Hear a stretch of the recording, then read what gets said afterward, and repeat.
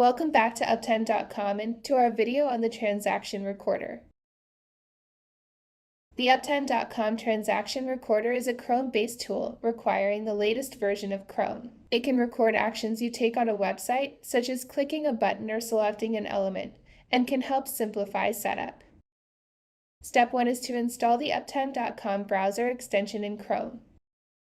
Once installed, navigate to Monitoring, then Transaction from your user panel. Then click Add New, and then you should be able to see Transaction as the check type from the drop-down menu. You can also edit a transaction check you have already built, which is useful if you want to add steps at the end of the check. To begin using the recorder, type in your URL and click Edit in Recorder. The recorder makes it easy to simulate user actions and create effective synthetic monitoring without needing to use code or CSS selectors to configure check steps. The recorder is made up of the viewport window, where you will click through your site and mimic user actions. The View Responsiveness menu, where you can change the responsiveness setting to simulate action based on different device types.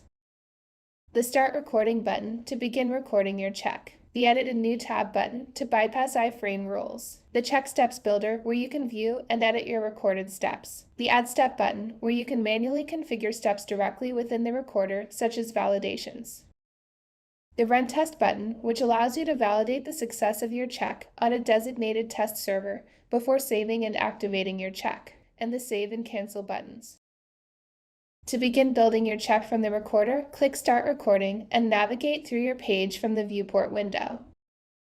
The recorder will record text input, navigation, and click actions. Because the recorder will mimic user actions for the steps configured, it's important to use test credentials when possible for security. And to remember that the recorder will submit forms if configured to do so, which may accrue charges with some third-party submission partners. You can validate your check before saving or as you are configuring by clicking the Run Test button.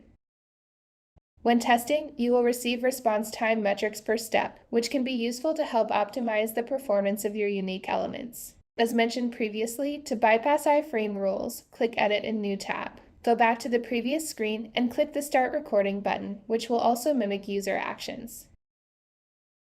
The recorder supports the addition of manual steps as well as editing for recorded steps. To add a new step, click the Add Step button. In this example, we are adding a click element step for the Submit button on our form, but we can also add validation steps such as an element should contain text to help validate that the element has loaded as expected.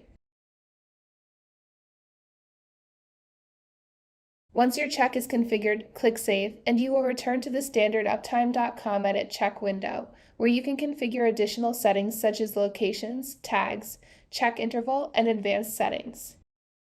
When you have saved your check, it will become active and begin collecting data within 5 minutes.